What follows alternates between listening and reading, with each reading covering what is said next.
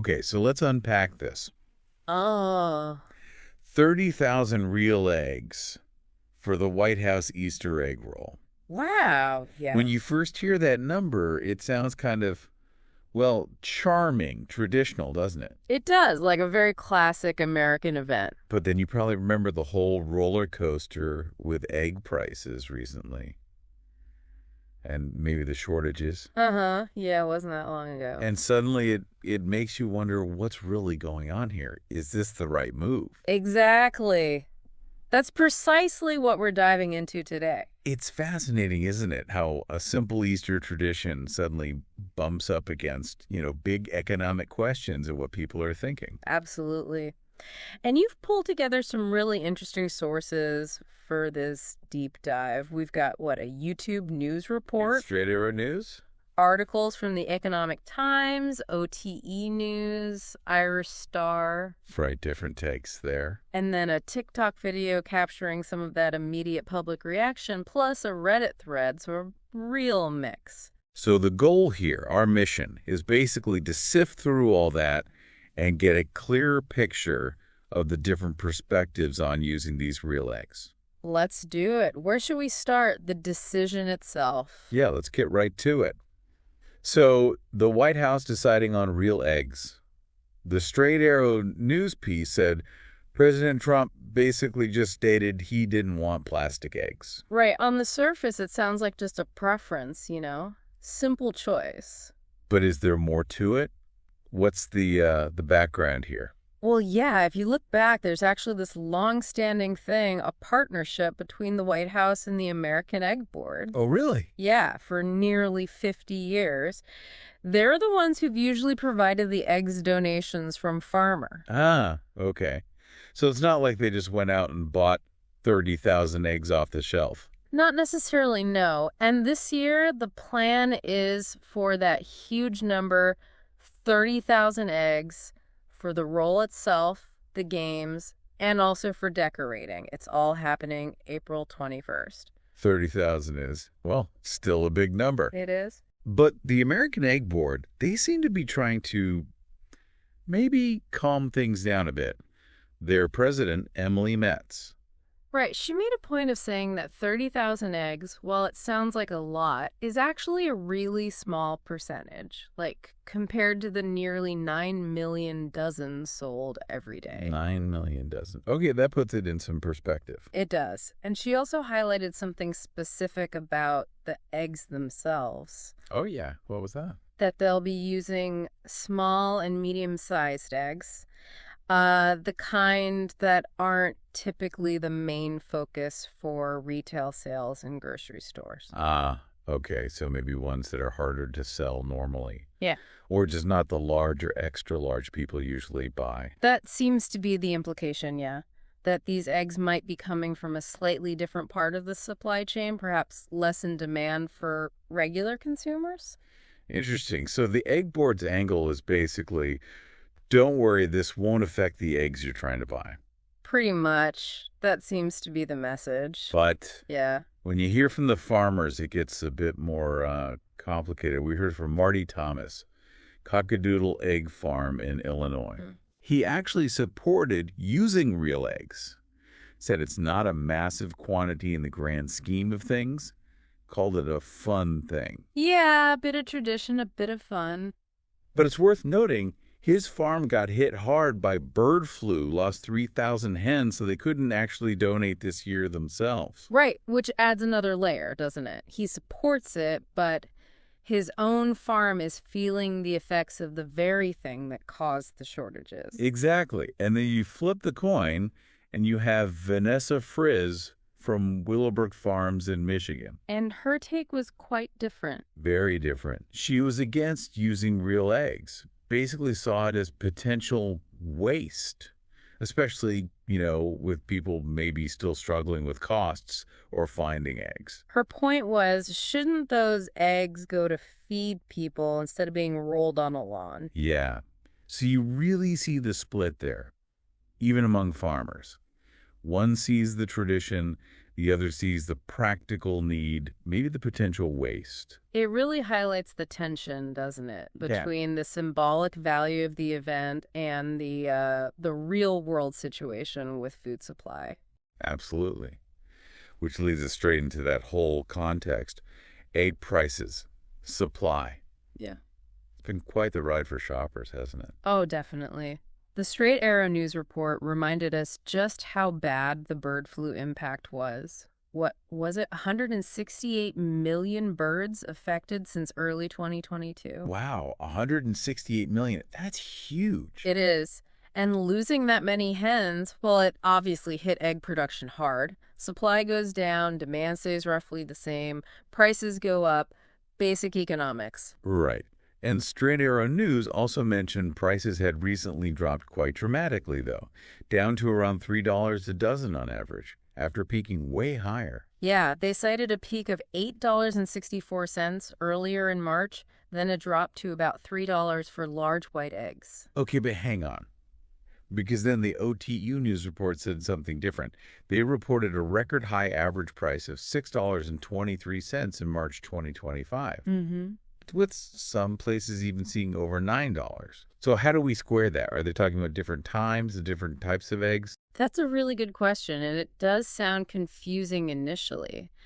The Economic Times article might help clear this up a bit. They mention President Trump claiming on March 12th that prices had dropped nearly 30%. Okay. And USDA data did show a big drop in wholesale prices around then.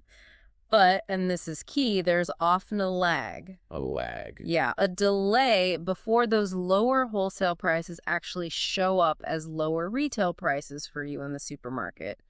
An economics professor explained eggs have about a 4-week shelf life. Ah, okay. So it takes time for the cheaper eggs bought by the stores to actually get onto the shelves and replace the older, more expensive stock. Exactly. So the wholesale price might plummet, but you, the shopper, might not see that benefit immediately at the checkout. That makes sense. So Trump might have been referencing the falling wholesale numbers, while OT News was maybe looking at the retail reality people were still facing in March. That seems plausible. But then, to make it even more puzzling, OTE News also reported Trump later insisting that egg prices are now too low. Too low after hitting record highs. That seems contradictory. It does seem inconsistent with the earlier reports of record highs. Yeah. It raises questions about, what figures are being focused on and when. And there's another piece to this whole price puzzle, isn't there? The OTE News report also mentioned an investigation. That's right. A Department of Justice investigation into potential price gouging by egg producers, that's ongoing. So on top of the bird flu supply issues, there's this question mark about whether prices were maybe being kept artificially high. It suggests there are concerns beyond just market forces that might be influencing what you end up paying for eggs. Right. Okay. So you've got this backdrop of volatile prices maybe coming down wholesale, but still high for many shoppers, plus this investigation. It makes sense then that people had strong feelings about using 30,000 real eggs for an event. Absolutely. And that really comes through in the public reaction stuff we looked at. The TikTok video, the Reddit thread. Yeah, this Impact TikTok seemed to really frame it as, White House uses thousands of eggs while people struggle with costs. It definitely tapped into that sentiment. And the comment sections on things like that and on the Reddit thread discussing the Irish Star article, they give you a real snapshot of public opinion, don't they? Oh, definitely. You saw a lot of let them eat cake kind of comments, right? Yeah, that comparison came up. A feeling of being out of touch, maybe. And serious concerns about waste.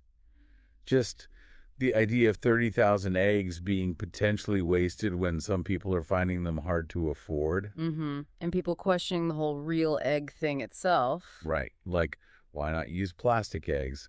Someone on Reddit made a good point. Kids could fill them with treats, keep them as souvenirs. Yeah. Seems more practical, maybe.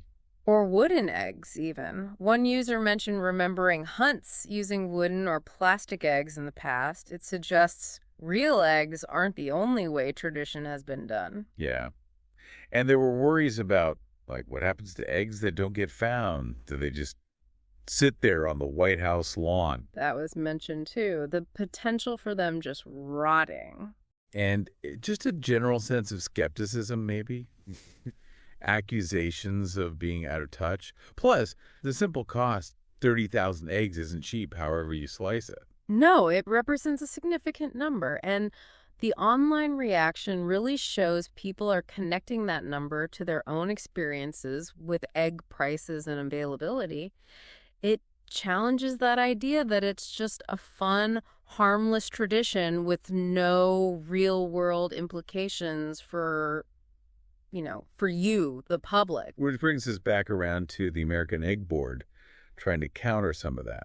Emily Metz again stressing it won't strain the supply. Right, and hammering home that point about using small and medium eggs, not the large retail ones. And the Irish Star even reported this is the first year they're only using small and medium. Is that like an extra measure to address the concerns, maybe? It could be interpreted that way. It seems like a specific effort by the Egg Board to reassure everyone, look, these aren't the eggs you're looking for at the store. This tradition isn't impacting your grocery bill.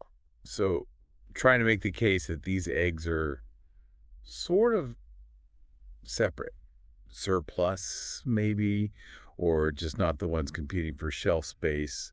That definitely seems to be the strategy, yeah. Okay. So putting it all together then. Yeah. It's a real mix, isn't it? You've got the White House leaning on tradition, the fun of the event. Mm-hmm.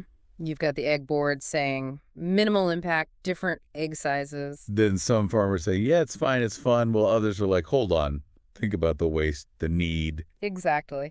And then large sections of the public online looking at the recent price hikes and shortages and ask, really, now, questioning the optics and the practicality.